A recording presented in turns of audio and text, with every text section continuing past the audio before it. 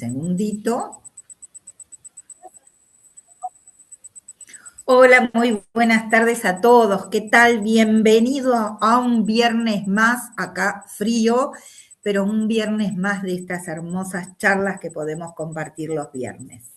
Hoy les voy a presentar a Ezequiel David Medina. Es ingeniero agrónomo egresado de la Facultad de Ciencias Agrarias de la Universidad Nacional de Jujuy. En la actualidad está en el doctorado de Ciencias Ambientales y Naturales de la Facultad de la misma universidad y es diplomado en enseñanza superior de también la misma universidad. Tiene realizado más de 15 cursos de posgrado, es profesor docente, adjunto en módulo taller 1, Introducción a los sistemas agropecuarios, es jefe de trabajos prácticos en diferentes cátedras, es director, codirector y evaluador de becas, tesinas y pasantías. Dirige 5 proyectos, entre ellos el proyecto Árbol y Vida, que trata de reforestación de 50.000 árboles nativos con énfasis en el género Polylepis en diferentes localidades de Jujuy. Cuenta con diferentes libros y capítulos de libros. Tiene más de 15 presentaciones en reuniones científicas. Tiene 7 premios y distinciones. Es asesor científico y participante en escena de la serie ambiental Pachamama, episodio 6, Guardianes de la Caipacha. Así que es súper más extenso su CV, pero bueno, lo acotamos. Con ustedes, Ezequiel, te cedo la palabra. Bueno, Eli, muchas gracias por invitarme, muchas gracias por la presentación. Gracias a todos, saludar a todos, buenas tardes, buenas noches ya, a todos los que están presentes. Para mí es un gusto, bueno, poder compartir un poco de lo que hacemos con los proyectos, con mi organización. Así que voy a pasar a presentar, si les parece bien. Sí, perfecto. Bueno,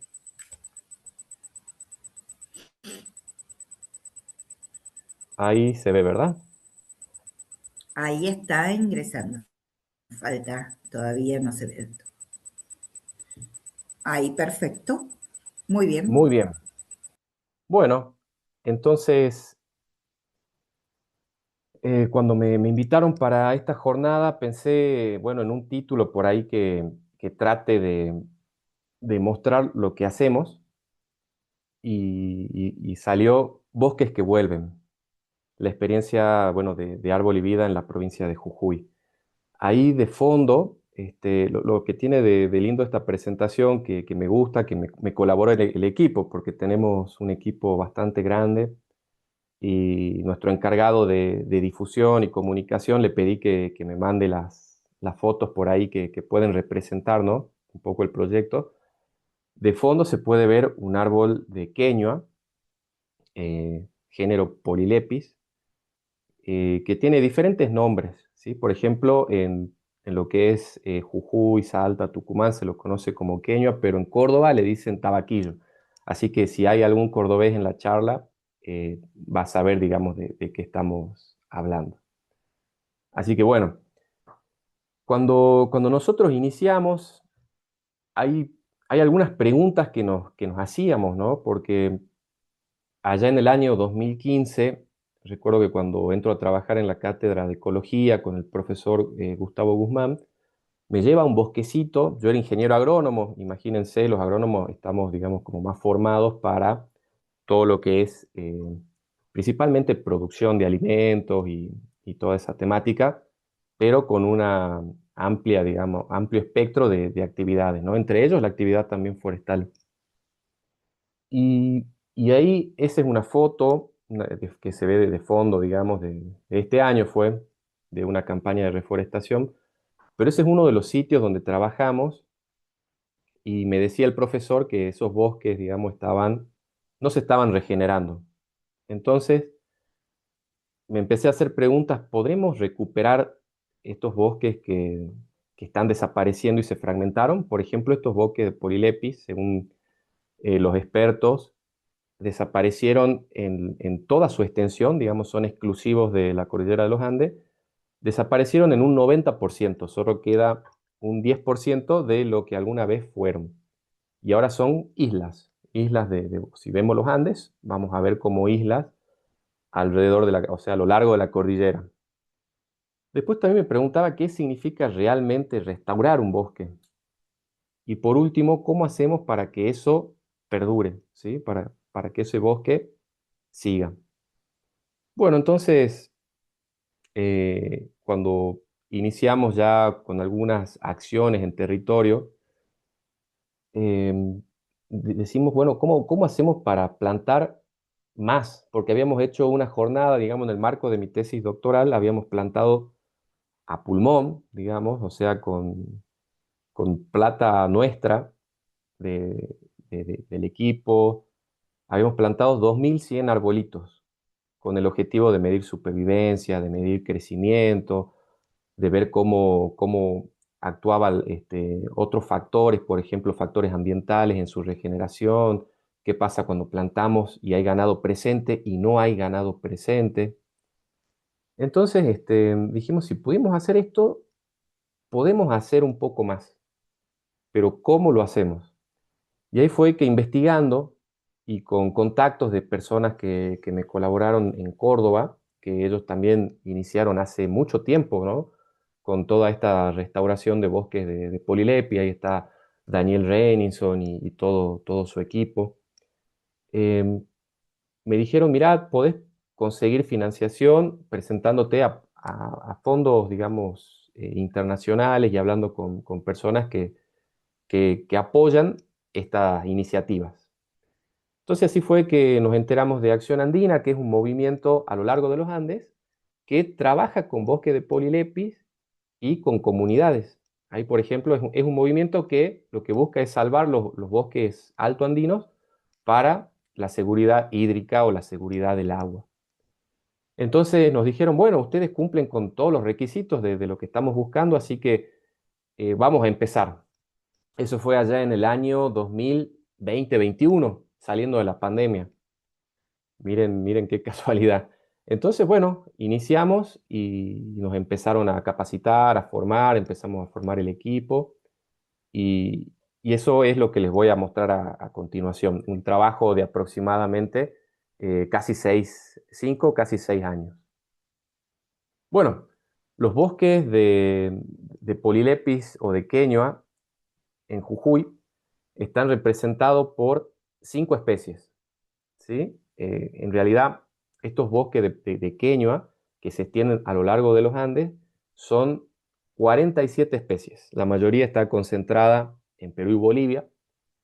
Y en Argentina tenemos 5 especies de queñua o de Polilepis. Y Jujuy es la única provincia que tiene las 5.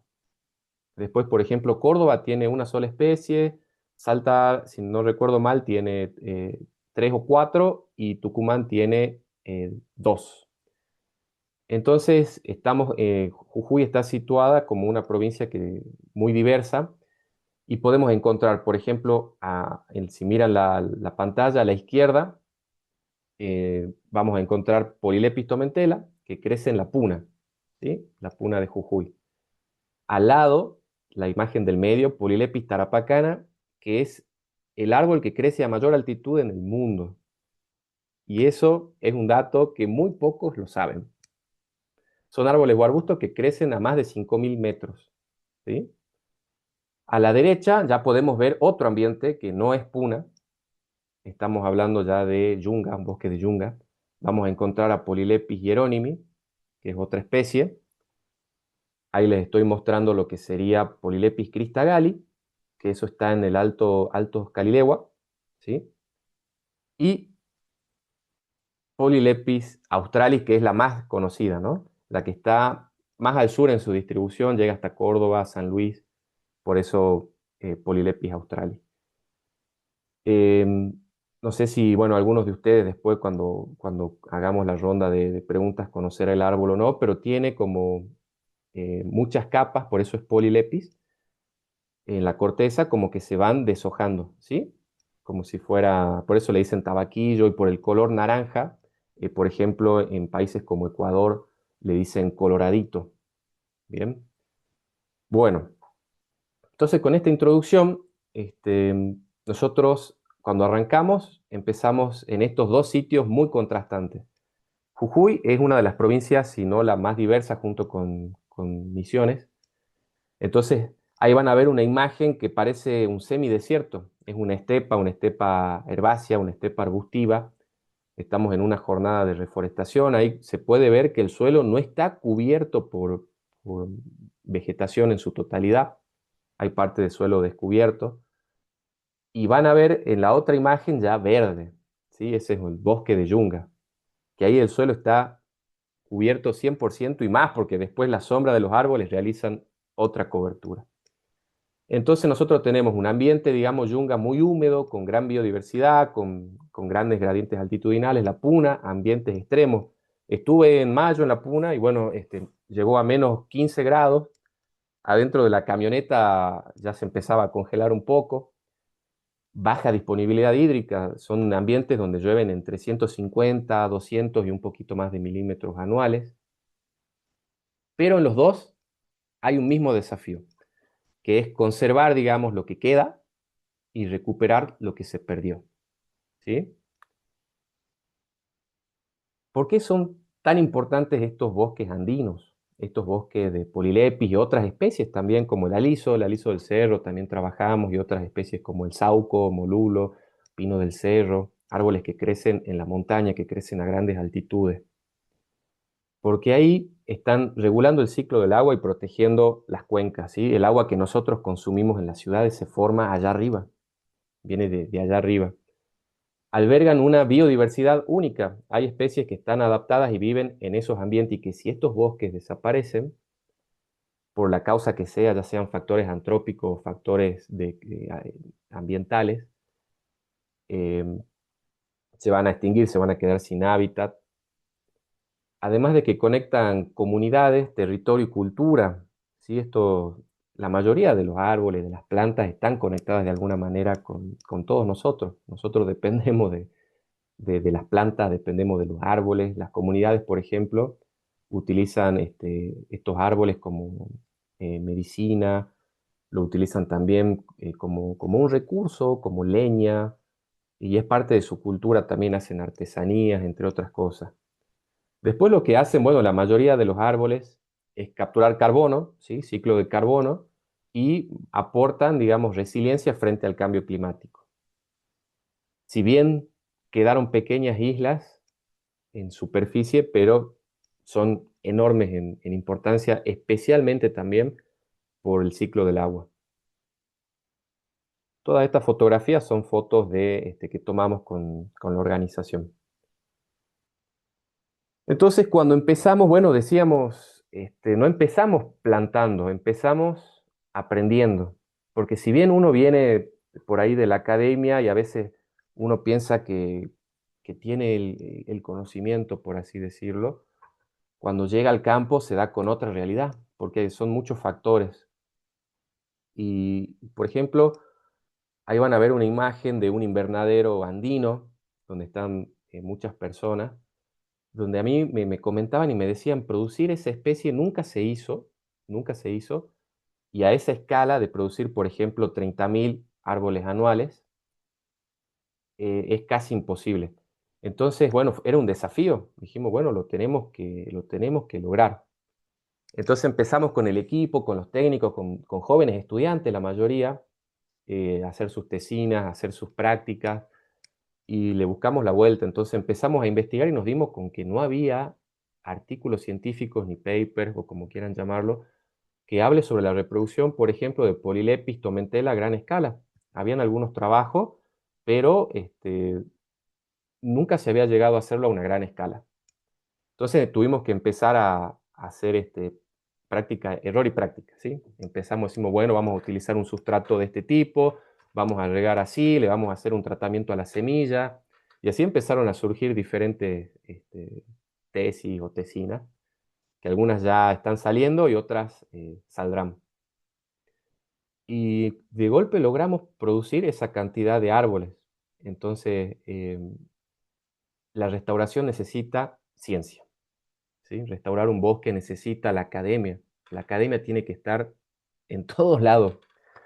La ciencia es fundamental. Sin la ciencia no sé dónde estaríamos hoy. Entonces, ese es el primer punto. Después, bueno, también escuchar a las personas del territorio. Nosotros trabajamos con pobladores rurales, trabajamos con comunidades, y ellos también tienen su conocimiento, un conocimiento ancestral. Entonces siempre estamos ahí intercambiando. Bueno, por esto lo podemos hacer así o no, conviene hacerlo así. Y a veces se equivocan, pero muchas veces tienen razón. Como así también nosotros con la academia a veces podemos equivocarnos, ¿no? Y bueno, y ahí empezamos a medir, después de que plantamos los árboles, empezamos a medir la supervivencia, o sea, de manera anual, de esos, por ejemplo, primeros 30.000 árboles, cuántos sobrevivieron y cuánto crecieron, ¿sí? ¿Y dónde crecieron mejor? Ahí dice, evaluamos micrositios. ¿Crecieron mejor al lado de un arbusto, al lado de una tola, o crecieron mejor al lado de una mata, de algún pasto? ¿Crecieron mejor donde había más o menos humedad? Entonces, ese monitoreo después nos fue ayudando a las siguientes campañas o a los siguientes años a corregir y tomar decisiones y después, bueno, poder llegar a lograr una mejor técnica y toma de decisiones para que la restauración sea verdadera y sea real. Por ejemplo, nosotros estamos ya en el sexto año y vamos a estar cerca a fin de año, cuando terminemos de plantar el objetivo de este año, que son 60.000 árboles, vamos a estar llegando a los 300.000 casi árboles en lo que va de nuestra organización. Y bueno, ahí se ve una foto a la derecha de hace unos 5 años que estábamos formando una técnica, ¿no? Que es una pobladora de un área protegida de acá de San Salvador de Jujuy, ¿sí? Que es el Parque Provincial Potrero de Yala, la primera área protegida de Jujuy. Y a la derecha van a ver Santa Catalina, es una foto de este año, donde estábamos dando una charla de educación ambiental a estudiantes de la Quiaca de la Puna, que por ahí no conocían este arbolito. Porque uno, si va a la Puna, son estepas, o sea, son pastos, son arbustos, y encontrar estos arbolitos es muy difícil. Uno tiene que meterse ahí en alguna quebradita, manejar una hora, llegar, y ahí se encuentra con estos árboles, no crecen en toda la Puna, ¿sí? Entonces, por ahí, muchos de los chicos que son de ahí de la Puna ya saben que el verdadero árbol de la Puna es laqueño, y no por ahí otras especies exóticas, que no digo que estén mal, pero como el olmo siberiano o el álamo, que por ahí es lo que más se utiliza para el arbolado urbano, pero ellos ya se llevaron la idea de que este es el árbol que produce agua, y este es el árbol que conserva el suelo, y es el árbol nativo de su zona. Es muy importante la educación ambiental. Del vivero a la montaña, el bosque vuelve. Por ahí la idea es, bueno, hagamos infraestructura para las comunidades, generemos trabajo, produzcamos árboles, pero no termina ahí, porque el objetivo final es que esos árboles vayan a la montaña, vayan al cerro, a donde alguna vez estuvieron, y ese bosque vuelva. Bueno, ahora todo esto tiene una metodología, podríamos decirlo, una ciencia atrás, que para eso hay que recolectar el material vegetal, ¿no? O sea, la semilla. Para eso, bueno, hay que tener convenios con las comunidades, hay que tener los permisos del Ministerio de Ambiente. Después, bueno, hay que ver de fortalecer viveros ya existentes o crear nuevos invernaderos y generar capacidades locales, como lo estamos haciendo nosotros con las técnicas que tenemos ahí en la Puna y los técnicos también que tenemos en los diferentes sitios de trabajo. Y eso requiere capacitación constante en manejo de invernadero, en siembra, en producción y en otras tantas cosas. Después hay que ver dónde vamos a plantar. Entonces, para eso hay que ver dónde hubo.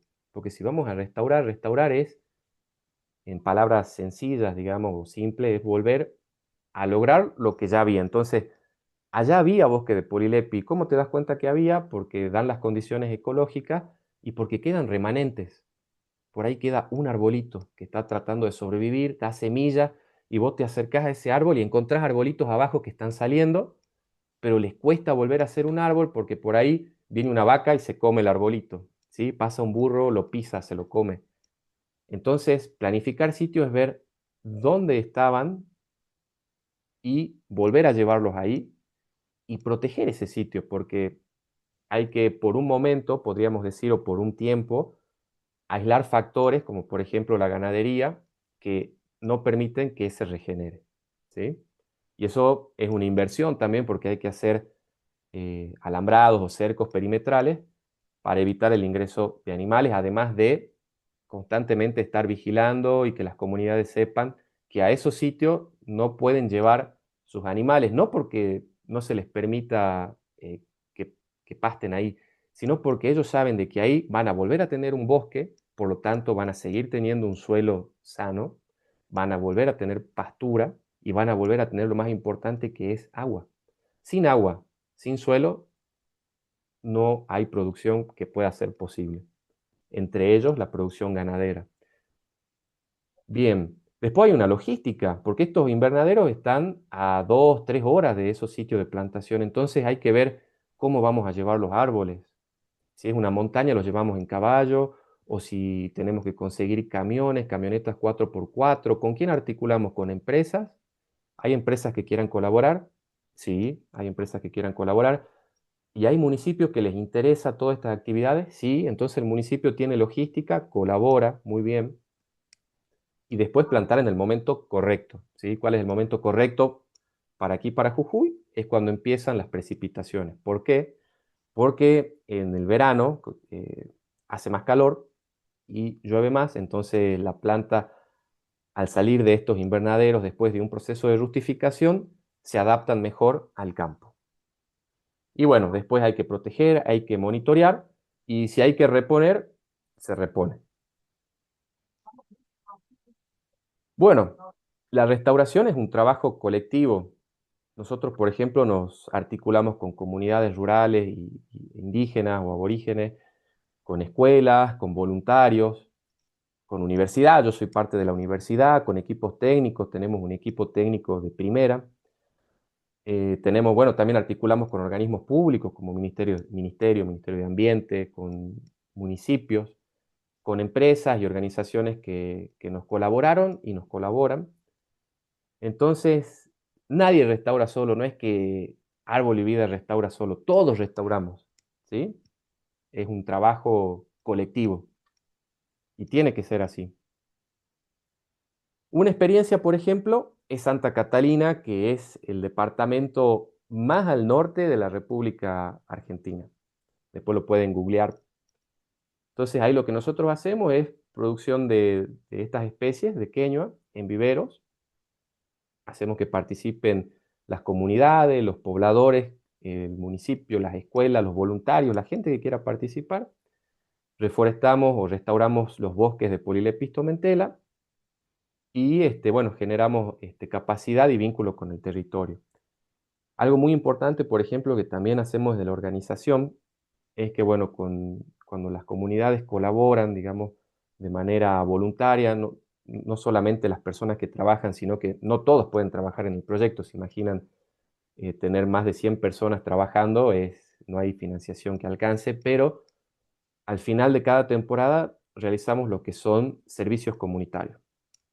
Entonces, por ejemplo, construimos un invernadero, pero no para producción de árboles destinado a restauración, sino para huertas. Entonces la comunidad trabaja ese invernadero y tiene verduras. Entonces eso aporta también a la soberanía alimentaria y a los comedores infantiles. Por ejemplo, ahora también lo que hicimos fue trabajar el tema de agua. Como saben, en estos ambientes semidesérticos, el agua es el factor limitante. Entonces logramos comprar bombas y tanques y mangueras para poder regar no solamente estos invernaderos, sino también eh, promover un truchero comunitario que ya está funcionando y a ellos por ahí lo que les falta es como darle una circulación de agua, porque hay momentos donde en la temporada seca el caudal baja y las truchas empiezan a morir. Entonces, si ellos pueden volver a ingresar esa agua que sale al sistema, pueden aumentar la producción y son truchas para los niños de las escuelas. Entonces, el trabajo social y ambiental van de la mano. Eso es algo que también aprendimos y aprendí. No va lo social por un lado, lo ambiental por el otro y lo económico por el otro, va todo junto, ¿sí? Entonces, bueno, ahí estamos haciendo un trabajo muy grande en el norte de Argentina. Y después, otra experiencia es en el Parque Provincial Potrero de Yala, que es donde empezamos. Y ahí, bueno, ya es un ambiente de montaña, de tormentas. Ahí es un ambiente de mucho calor y de golpe mucho frío, ¿sí? Podemos tener, por ejemplo, 20 grados, de golpe se nubla y baja a 5 grados. Bueno, y lo mismo, ahí también logramos hacer, articulando con el Ministerio de Ambiente y con los guardaparques, con los técnicos, con los pobladores rurales de esa zona, un vivero, pero ese no es el objetivo final. El objetivo final es que de ese vivero, de esos árboles, logremos un bosque o logremos recuperar un bosque. Y a veces uno comienza con esto y después va viendo toda la problemática que hay, ¿no? En un área protegida sea un área protegida o no, de que a veces una idea o un proyecto es el disparador para 10 proyectos más. Entonces, bueno, la restauración debe integrarse al manejo del paisaje. Ahí, por ejemplo, tenemos pobladores que tienen animales, entonces tenemos que ver de qué manera se pueden manejar esos animales para que regeneren, estoy hablando de agricultura regenerativa o de ganadería regenerativa, y restaurar. Entonces, bueno, eso es un gran desafío y en esa estamos también. Bueno, cuando el campo nos contradice, por ahí quizás algunos se pueden sorprender o no, porque así como yo les digo, en casi 6 años vamos a llegar a 300.000 árboles. Hay organizaciones en el resto del mundo que plantan 300.000 árboles en un día, pero para nosotros 300.000 árboles en 6 años es un montón, la verdad. Pero me dicen, ¿y dónde están todos esos 300.000 árboles? No sobreviven todos, ¿sí? Algunos mueren porque no se adaptan o porque por ahí suceden eventos como por ejemplo el ingreso de la ganadería en ciertos lugares que comió y no pudimos llegar a tiempo, entonces esos árboles por ahí mueren, después hay que volver a plantar. A veces el cambio climático nos cambia un poco, ¿no? Todo. Se esperaba lluvia, por ejemplo, en diciembre, plantamos y no llovió. Y te llovió todo en enero y bueno, el porcentaje de supervivencia no fue el esperado. Pero al fin y al cabo, el porcentaje de supervivencia nosotros podemos influir en tratar de aislar todos los factores posibles, pero el que te da el verdadero porcentaje de supervivencia es la naturaleza. A veces los donantes piden 90, 80% de supervivencia, pero la naturaleza puede bancar un 50, un 60. Ahí, por ejemplo, se ve gente plantando, estuvimos plantando ese día en un festival que lo llamamos Queuña Raimi, que significa la fiesta de la queñua, que hicimos con las comunidades, donde plantamos más de 15.000 arbolitos en un día y logramos reforestar toda esa ladera que se ve a la izquierda, que fueron aproximadamente 4 hectáreas. Bueno, el ganado puede transformar completamente un sitio, ¿no? Con el sobrepastoreo y ese es un tema que no hay que, como quien diría, satanizar el ganado, porque también el ganado, si se maneja bien, puede regenerar. Y bueno, y la logística en la montaña es parte del proyecto. Ahí estamos a 4.300 metros sobre el nivel del mar. Entonces hay que cargar cajones con 60 plantas, porque utilizamos macetas, digamos, de 20 centímetros por 6 centímetros de diámetro. Entonces en cada cajoncito nos están entrando 50, 60 plantas. Y bueno, cada persona va llevando un cajón, los plantamos con pico y pala. Y ahí, bueno, son suelos que están poco desarrollados justamente por las condiciones, ¿no? de la puna que no permiten que el suelo se desarrolle, como por ejemplo en la pampa húmeda o en otros sitios. Acá es piedra, entonces hay que piquear y es un trabajo que lleva un cansancio, digamos, físico consigo. Pero ahí también, si observan la imagen, hay un curso de agua.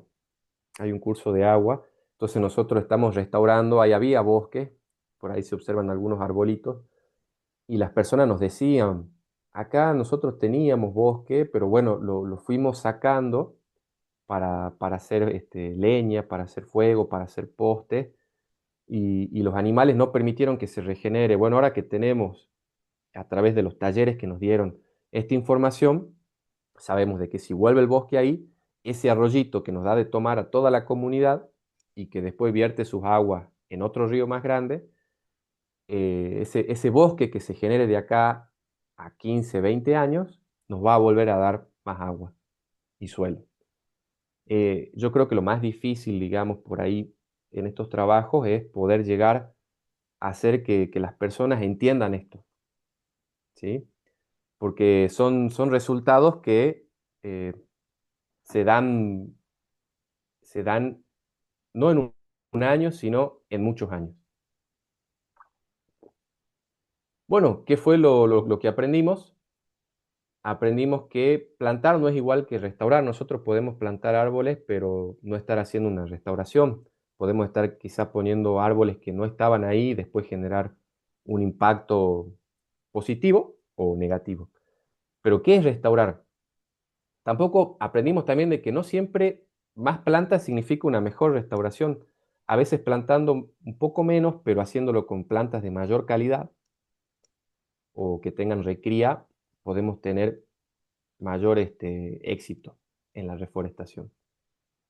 El contexto ecológico, como expliqué, es tan importante como la calidad de ese árbol, porque si nosotros vamos a llevar un excelente árbol o plantín a un ambiente ecológico donde no es ese arbolito, entonces, bueno, tampoco vamos a lograr una gran restauración. La participación local es fundamental. Las comunidades viven ahí. Yo vivo a 6 horas de ese lugar, pero ellos están 24/7 ahí. Entonces, si ellos están ahí y se apropian de ese proyecto, es la única forma de que el bosque vuelva. Y bueno, y después los resultados reales se miden en años, no en una campaña. A veces nos ponemos ansiosos porque plantamos y pensamos que ya vamos a tener el bosque, pero no. Volver a ver el bosque son 10 años, 15 años, 20 años. ¿Y qué es importante aquí? Aquí lo importante es una financiación o aliados constantes, ¿sí? Eso es lo que aprendimos. Necesitamos generar alianzas con empresas, con organizaciones, con donantes, que no duren un año. Se imaginen, cuando yo llegué a esta comunidad, el primer año les planteé todo el proyecto en una asamblea y me decían, por favor, les pedimos que no sea un proyecto en el que llegan, hacen algo, se sacan una foto y no vuelven nunca más, porque nosotros tenemos la necesidad de estas actividades. Pero para poder volver a estos lugares, imaginan, llegar a ese lugar mínimo en un vehículo son $500. Entonces, hay que conseguir financiación para estar 6 años ahí. Entonces, esto es algo que aprendimos y hay que generar buenas relaciones con las diferentes instituciones que forman parte, ¿sí? Algo que me decía por ahí el presidente de Acción Andina y que dijo en una conferencia es que, bueno, la conservación sin financiación no es más que una conversación. Y la conservación sin financiación y sin comunidades es una mala conversación. Así que bueno, me quedó como un aprendizaje también ahí. Bueno, de árboles a bosques, para que vuelva, digamos, un bosque, nosotros tenemos que restaurar los procesos ecológicos, ¿no? Ciclo del agua, flujo de energía, ciclo de nutrientes, suelo, biodiversidad. No es solo, el objetivo final no es como pongo ahí, por ejemplo, en esta imagen con el dron se ve que estamos plantando, no es ir y contar, bueno, plantamos tantos arbolitos, no es ir y decir, bueno, ese es uno de los arbolitos que se está regenerando y decir, ya está, lo logramos, tenemos un arbolito de este tamaño, es volver a eso, de árbol a bosque, del vivero a la montaña, un bosque que vuelve. ¿Cuál es el desafío que viene? ¿Cómo hacemos para escalar esto? Porque el ambiente lo demanda que restauremos, ¿sí? Nosotros avanzamos, o sea, se pierden bosques a una velocidad y nosotros avanzamos a una velocidad mucho más lenta. Si bien avanzamos, pero el mundo demanda una restauración, escalar en esto, pero sin perder la calidad, pudiendo hacer monitoreos a largo plazo, conectar la conservación con la producción, porque así como parezco más biólogo hablando, pero soy agrónomo y entiendo que si no producimos alimento, ¿cómo vamos a alimentar a una población que crece de manera exponencial? Entonces tenemos que ver cómo producimos alimentos y cómo conservamos el ambiente, cómo conservamos los bosques, cómo conservamos los recursos, cómo conservamos la cultura, cómo conservamos las comunidades y cómo generamos lo que venía hablando, ¿no? Financiación o financiamiento estable y alianzas que duren. Ese, por ejemplo, una imagen de un pequeño vivero que tenemos en la Universidad Nacional de Jujuy, que nos apoyó siempre desde el principio y nos respalda, ¿no? Respalda todo lo que hacemos. Entonces, una idea para llevarse hoy es que no alcanza con plantar un árbol, que bueno, hay que preguntarse qué bosque queremos recuperar y por qué y para quién y qué condiciones hacen falta para que ese bosque vuelva. Para que ese bosque vuelva en Santa Catalina necesitábamos invernadero, necesitábamos capacitaciones, talleres de educación ambiental, insumos, técnicos, ¿ven? Y ahí se ven los árboles. Y necesitamos también generar capacidades locales. Ahí se ve, por ejemplo, un invernadero donde están haciendo tomate a 4.000 metros, por ejemplo.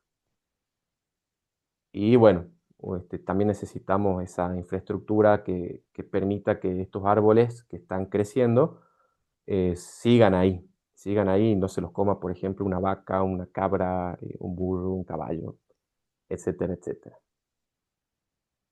Bueno, entonces la historia, digamos, de Bosques que Vuelven, que le puse esta charla que hacemos con Árbol y Vida y con otras instituciones, no es solamente una historia de plantar árboles, es una historia que tiene de trasfondo ciencia, territorio, comunidades y sobre todo perseverancia, porque nos pasaron muchas cosas, pero seguimos, porque si a la primera que nos pasa de que tenemos problema con tal cosa o con tal otra, decaemos y bueno, esto no nos sigue y esto es muy necesario, esto es muy necesario.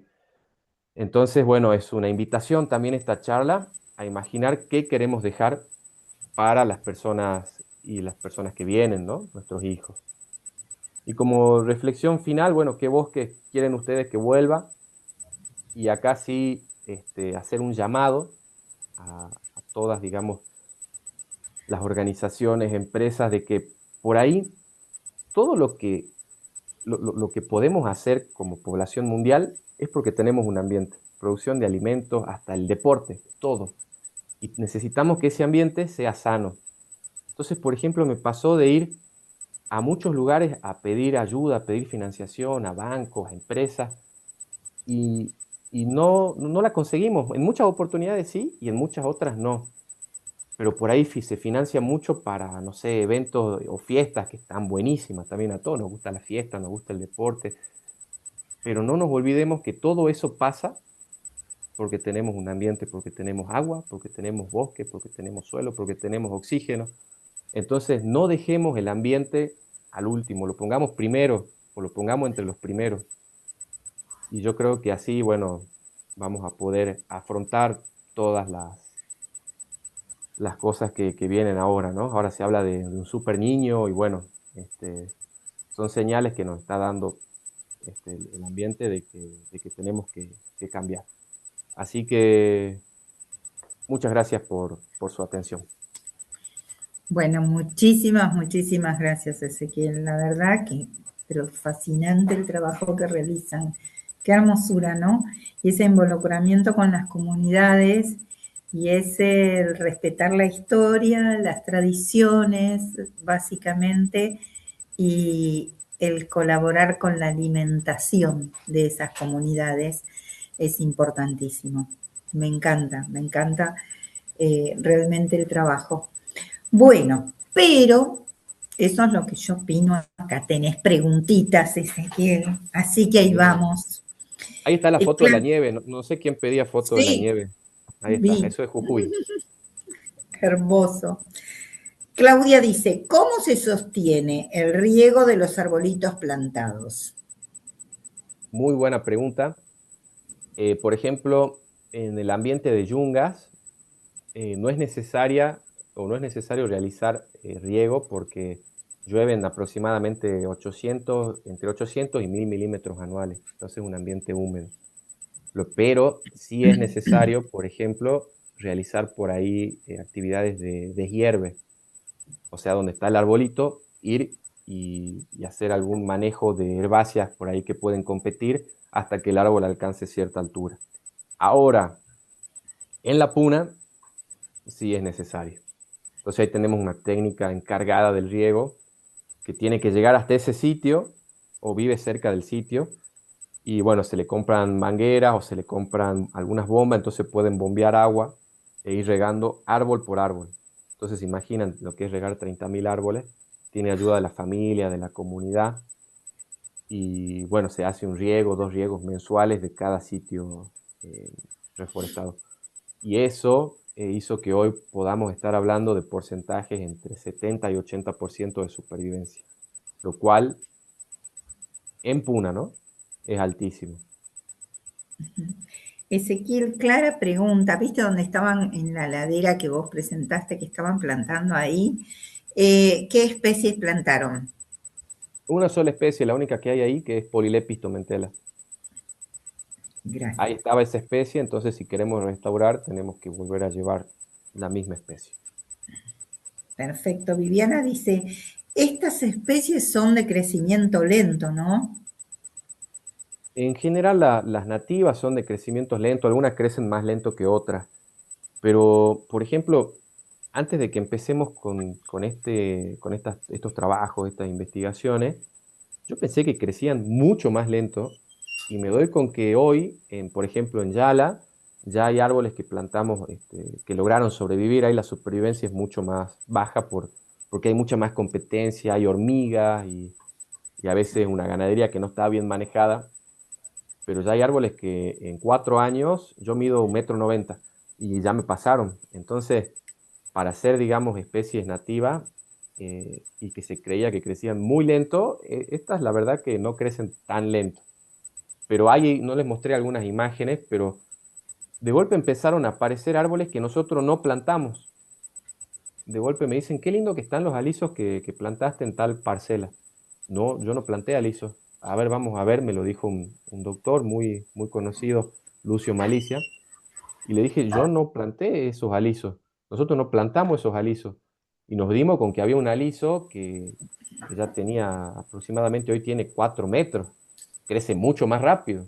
Y se regeneró solo, ¿por qué? Porque no había un constante sobrepastoreo. Entonces la semilla cayó y pudo germinar y nadie la pisó, nadie se la comió.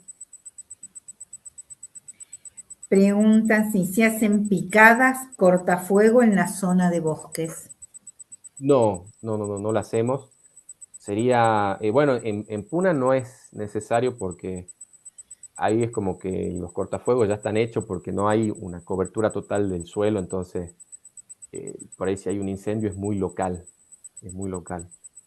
depende del sitio. En cambio, en el otro sitio, digamos, donde hay más biomasa, como es el Parque Potrero de Yala, eh, sería una buena estrategia de manejo hacer picadas y esas cosas para prevenir. Es un buen aporte, más que una pregunta. No la hacemos, pero se podría hacer. Bueno, te llevas algo entonces, tarea para el hogar. Siempre. Bueno, dicen si plantan en propiedades fiscales o privadas.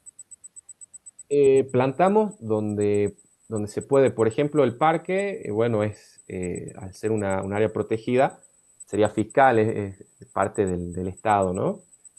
Después, si hay comunidades que tengan territorio, plantamos en territorio de las comunidades. Pero pasa mucho por ahí de que hay comunidades que no tienen territorio y son propietarios privados. Entonces plantamos en esos terrenos también privados y terminan después dando servicios o procesos ecológicos a toda la comunidad. Claro. Fantástico. ¿Plantan solo Polilepis o también otros? Arbustivas. ¿Plantan algo más? El fuerte es Pregunta Polilepis, Marcela. el fuerte es Polilepis, pero nos dimos también de que, bueno, intentamos con Churqui, pero fue muy difícil producirlo, y como que vemos que en donde hay Churqui y hay cabra se regenera solo, pero después en los ambientes más de yunga, vimos de que si queremos restaurar, por ahí las queñuas en ciertos sectores no están solas, sino que van acompañadas de otras especies. Entonces tenemos que producir esas especies. Y logramos producir también aliso del cerro, Alnos acuminata, y y algunas otras especies como sauco, también molle le dicen, Esquinus graciliepis creo que es el nombre científico, Saucus peruviana, que es el sauco, o Saucus nigra, pero algunos dicen que no es nigra, que es peruviana. Así que hacemos por ahí algunas especies también que acompañan, ¿no? Perfecto. Bueno, tenés un montón de felicitaciones, de hermosa la charla y acá Muchas dice gracias. Juan Bardi, dice felicitaciones por el trabajo y la forma de difundirlo. Se nota mucha pasión en tu relato. La pregunta sería, ¿trabajan con algún criterio de selección de portagranos que han seleccionado por demostrar mejor resultado en el programa? Ay, no entendí la pregunta. ¿Te vuelvo a leer o querés abrir, Juan, el micrófono y conversar? Sería bueno. Juan, ¿estás ahí? A ver, si no se ha desconectado o si, o si le funciona el micrófono, porque a veces... Juan, sí, está, pero está con el micrófono y la cámara apagada. Vamos, Bueno, lo Juan, dejamos por vamos. si después lo dice. Pido que por favor no conecten los micrófonos, que lo hacemos nosotros. Delia pregunta si se modificó el pedido de leña en las escuelas de Puna. Eh, no estaba al tanto de eso, pero sí estoy al tanto de que por ahí estos bosquecitos en la Puna eh, desaparecieron en gran medida porque, sin echar la culpa a nadie, sino que es el único árbol nativo que crece en la Puna y hace mucho frío, entonces, y hay lugares donde, en las comunidades donde no hay gas o no hay luz, entonces se utiliza el árbol para cocinar. Entonces, por ahí, el extraer y no reponer hizo que se pierdan, ¿no? En gran medida. Entonces nosotros ahora, incluso me pasó de ir a lugares donde veía kilómetros y kilómetros de alambrados con estos arbolitos. Ustedes piensen que hay arbolitos que pueden tener desde 50 y se hicieron estudios que llegan hasta 500, 600 años. Entonces ¿Mm? imagínense lo que es sacar un arbolito de 600 años y lo que demora en volver a regenerarse eso.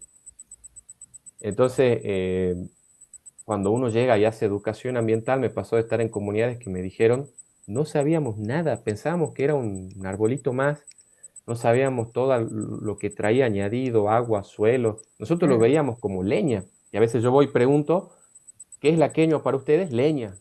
Bueno, entonces claro. ahora la idea es hacer un manejo sustentable, por ahí usar ramas caídas, ramas muertas, árboles muertos y permitir que ese bosque vuelva, utilizarlo, pero devolviéndole de nuevo al bosque. Perfecto. Acá el señor que había hablado antes, que pasó la temperatura, dice, bueno, si se puede aportar algo en el tema de las picadas cortafuego, cuente con mi aporte y deja un teléfono. Eh, Bien. Así que si vos querés, bueno, lo podés tomar directamente, anotártelo desde el chat o después yo te lo paso como vos Mm, quieras. No hay ningún perfecto, problema. perfecto. ¿Sí? Después me lo pasa. Sí. Bueno, fantástico. A ver qué más. porque se me va moviendo este. No es malo que el árbol aporte vida, pero no puedo llegar a leerlo. Otra manera, Lenia, el tema, y me vuelve a saltar la computadora, es separar zonas o armar bosques para el consumo del poblador. Sí, no sé si sirve de algo en el sur, en la Patagonia, pasa algo similar con el piquillín, que es totalmente...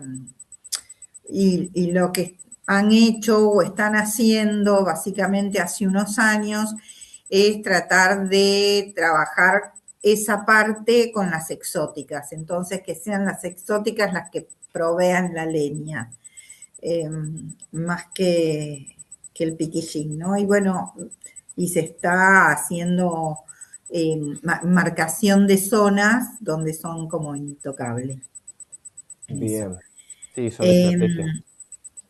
bueno, ahí dice que sí, que siempre se puede aportar también sobre el tema de lo que hablaban del el tema del fuego. Así que bueno, yo le voy a pasar tu teléfono eh, a Ezequiel para que puedan comunicarse entre ustedes, ¿sí? ¿Alguna otra consulta o duda? Si alguien siempre se puede aportar, bueno, felicitaciones, más felicitaciones, por eso es muy bueno que todo el país, para que cada uno aporte su conocimiento y el manejo de las especies. Sí, bueno, es una de las cosas que tratamos de hacer acá, ¿no? Con la charla, fíjense que estuvo gente del sur, después gente del norte, la semana que viene, ahora les cuento en un ratito quién va a estar, alguien que yo quiero mucho, de Bariloche, ahí sí que, bueno, Juan Bardi, que está en el centro del país, que ahí también ha comentado. Así que bueno, esa es una de las cosas. Ahí escribió, Juan, que no tenías micrófono. Eh, ¿Ahora lo tenés o no? Porque sabés, Juan, que no le había quedado clara tu pregunta. Por eso era que si podías llegar a abrir el micrófono y si se lo querías aclarar, pero no tenés. Bueno, no hay problema. No sé si querés escribirle algo más. Eh, a ver. Excelente disertación de Ezequiel. Sí, la verdad que muy, muy lindo el trabajo que realizan. Gracias. Estoy mirando si queda algo. Yo preguntaba si tienen datos sobre la reducción de la huella de carbono. Pregunta Marcelo. No, no, no. Y bueno, tendríamos que, ya al tener, digamos, muchas hectáreas en proceso, digamos, de restauración, tendríamos que buscar algún experto que mida eso, porque nosotros no lo hacemos. Tenemos algunos contactos y creo que sería algo interesante, sobre todo en esos ambientes, ¿no? Ambientes de montaña. Mirá, acá dice, pregunta Juan, no tengo micrófono. Si seleccionan árboles para reproducir, y se me va, perdón, pero siguen escribiendo y se me va lo que estoy leyendo. Ese es el tema. Em, para reproducir en vivero con algún carácter heredable que demuestre mejor resultado de, de establecimiento y supervivencia. Bien, no tenemos, o sea, no tenemos a campo identificado qué plantines vienen de qué árbol, pero cuando hacemos, por ejemplo, la cosecha de semilla, tratamos de abarcar lo más que se pueda, digamos, del bosque, porque al trabajar con semilla, por ejemplo, nosotros tenemos toda la biodiversidad de genes, ¿sí? Claro.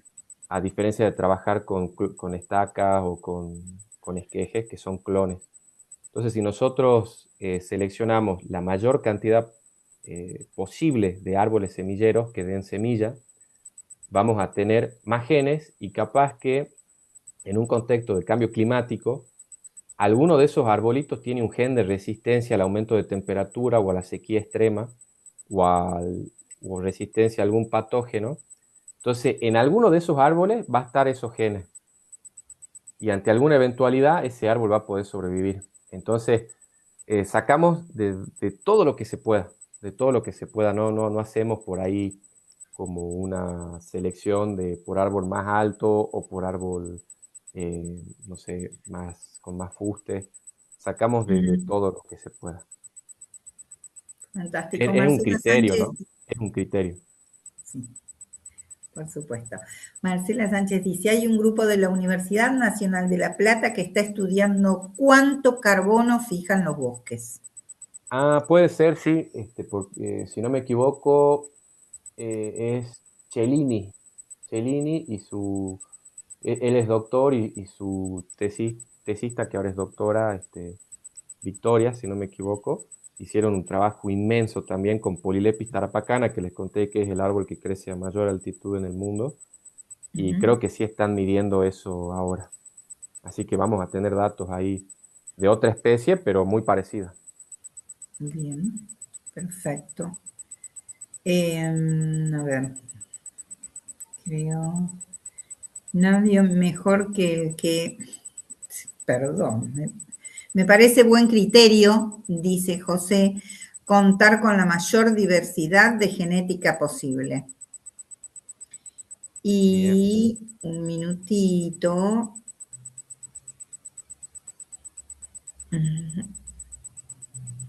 creo que, no sé si hay algo más. ¿Vos tenés algo más, Paul? Creo que preguntas no tengo nada más por el momento. Nada más. Bueno, Ezequiel, millón de gracias. Un gustazo. Qué lindo, ojalá pueda ir. Me encantaría ir a conocer el trabajo de ustedes porque realmente es impecable y me encanta mucho el trabajo con las Te comunidades. esperamos. ¿Cómo no? Ojalá, ojalá. Vengo media complicada este año, pero el año que viene, en una de esas, quizás pueda ir. Muchas gracias, Ezequiel. Mucho éxito con tu trabajo, te dice Viviana. Ezequiel, voy a esperar. En Venezuela sería ecosistemas de alta montaña y páramos de la cordillera de los Andes, Sí, principalmente en estados como Mérida, Charita y Trujillo, dice Mariela de el Rotary de Venezuela. si ahí no me Mira vos. equivoco, si ahí tienen una especie que se llama, no sé si es Polylepis frontinensis, puede ser, pero es una queñua más, digamos. Dice que existe esta especie, ahí te está Sí, escribiendo. Existe esta especie. Así que bueno, hermosísimo y Juan Bardi te dice muchas gracias. Bueno, a ustedes. Ezequiel, ¿me esperás 2 minutos que les voy a contar quién va a estar la Sí, semana que viene? más vale. Entonces, ahora sí, necesito si podés dejar de compartir Ahí para está. poder compartir quién está la semana próxima. Ahí está, que se difunda más este trabajo, dicen. Sí. Bueno, la semana que viene, el viernes que viene, va a hablar la doctora Sara Itkin, quien se hace llamar la médica yuyera, sobre las plantas antiguas sanadoras. Así que el viernes que viene los esperamos, 19 horas, con la doctora Sara Itkin y las plantas antiguas sanadoras. Ahora sí, volvemos, prenden todos las cámaras, el que quiere se saca los anteojos, se peina, sonríe y vamos por la foto. ¿Qué les parece? Paul, ¿sacas vos? Ahí va. Silvina dice, felicitaciones. Ezequiel, eres un árbol en este bosque. Qué lindo, qué hermoso. La verdad que cuánto trabajo hermoso que hay en un montón de espacios de Argentina, es tan grande que la verdad que se están haciendo cosas hermosas. Lástima que cada vez que prendamos la televisión o la radio, nunca llegamos a esto, ¿eh? sobre todo en canales nacionales, no le digo en los locales, ¿no? Pero en los nacionales, qué pena que no se pueda contar todo esto. Pero acá estamos para bueno, eso. Sí, gracias. Sí. Gracias. Bueno, ¿ha sacado fotos, Paul? Ah, ya está, ya han sacado, han abierto acá las cámaras, ahí veo a Juan, a Silvina, a Marcela, a Mariela, bueno, ¿ya están todas las fotos sacadas? Perfecto, entonces. Bueno, con muchísimo gusto, entonces, me despido de ustedes, mil gracias nuevamente, Ezequiel, gracias a todos por acompañarnos un viernes más. Los espero la semana que viene, 19 horas como siempre. Que tengan un hermoso fin de semana y que arranquen muy linda semana. Un abrazo grande para todos.